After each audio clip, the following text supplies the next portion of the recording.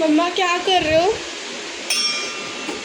मैं बना रही हूँ कटलेट। और ये कटलेट पता है सब मतलब जो घर में बची हुई चीज़ें हैं ना उससे बने हैं। अच्छा, ऐसा क्या क्या है इसमें? मेरे पास ब्रेड बची थी, मोटी ब्रेड होती है ना ऊपर नीचे की जो कोई खाता नहीं है, हाँ। उसके क्रम्स बनाए। और कल के बॉइल्ड आलू बचे थे अच्छा। और प्याज डाली ओके। सब्जी में और एक हरी मिर्च डाली।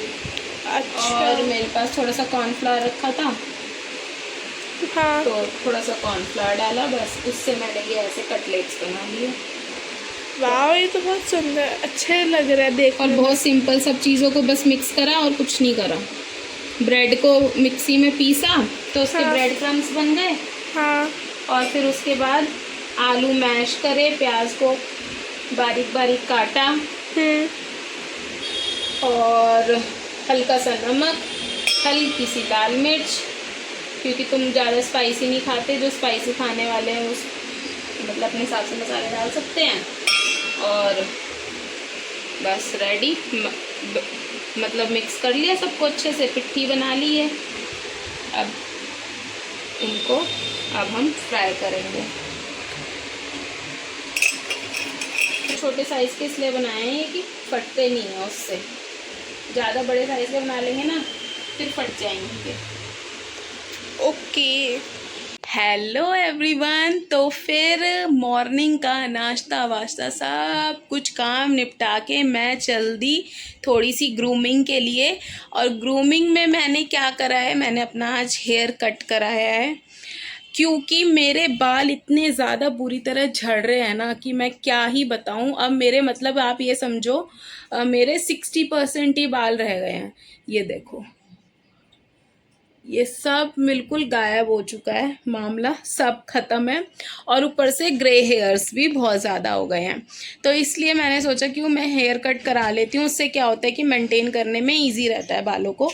तो मैंने अपने बाल जो है आधे कर दिए।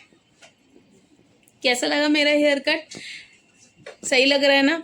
और वैसे भी लोग बोलने वाले तो बोलेंगे ही, जलने वाले जलेंगे ही। जिसको जो बोलना है वो बोलो, मुझे कोई फ़र्क नहीं पड़ता किसी की बातों से। मेरे को जो सही लग रहा है वो यही लग रहा है कि भाई मुझे बाल कटवा लेने चाहिए, क्योंकि बहुत ज़्यादा बुरी हालत हो गई थी इन बालों की। अब भैया देखने वाले जो जलने वाले हैं जलो, गुस्सा करने वाले हैं गुस्सा करो। अब अपने आप को तो ठीक रखने के लिए कुछ ना कुछ करना ही पड़ेगा। और दूसरी बात ये कि अब जब हम हेयर कट कराने अभी जब हम हेयर कट कराने गए थे, वैसे ये हेयर स्टाइल मैं अगर अपने शोल्डर्स तक हेयर्स रख लूँ तो अच्छे लगेंगे। मैं सोच रही हूँ अगली बार अभी इतने ही करा लूँगी ताकि झंझट ही ख़त्म, क्योंकि अब मेरे से अपने बालों की टेंशन नहीं ली जाती।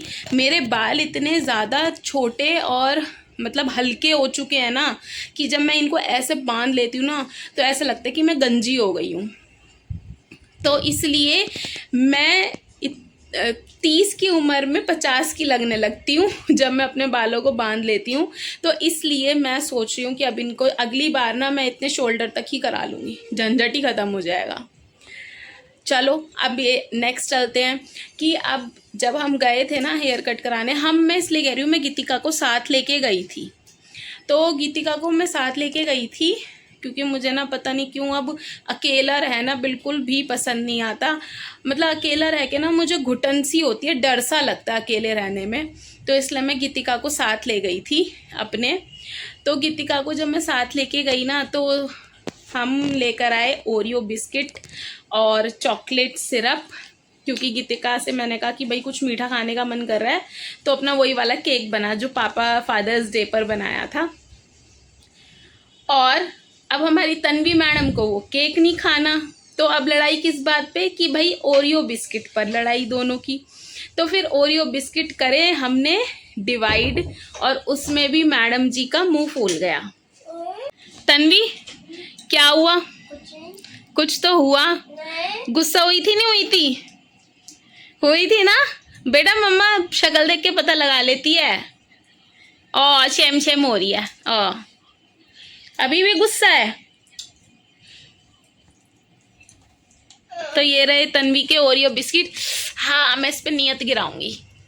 मैंने तो खा भी लिए। 2 खा भी लिए इसने।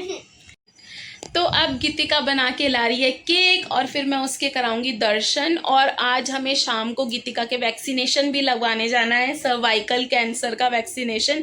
वैसे तो हमें उसको वो वैक्सीनेशन लगवानी ही थी, लेकिन चांस कह दो या मतलब क्या बाई चांस कह दो कि इनके स्कूल में वो कंपलसरी कर दिया कि हर गर्ल को लगानी है और उसका सर्टिफिकेट हमें एज अ प्रूफ स्कूल में सबमिट कराना है। तो फिर इसीलिए ही हमें अब तो वो मतलब लगानी है कि अगर हम और डिले करना चाहें तो अब डिले हम कर ही नहीं सकते इस चीज़ को।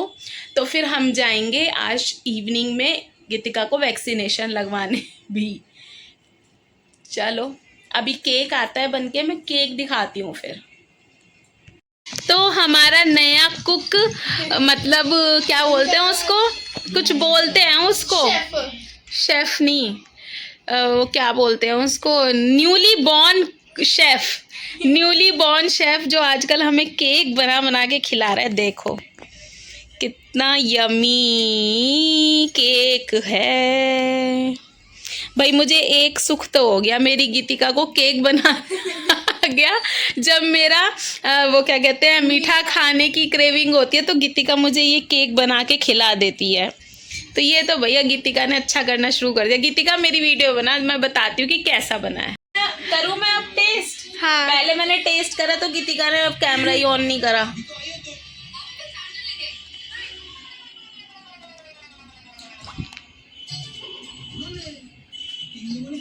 जल्दी बताओ। बहुत बढ़िया बना है। देखो इसकी स्पंजीनेस का इसी से ही पता चल रहा है। देखो ये ऐसे बिखर रहा है। बहुत बढ़िया, वेल डन, थैंक यू। रोने वाली शक्ल बना।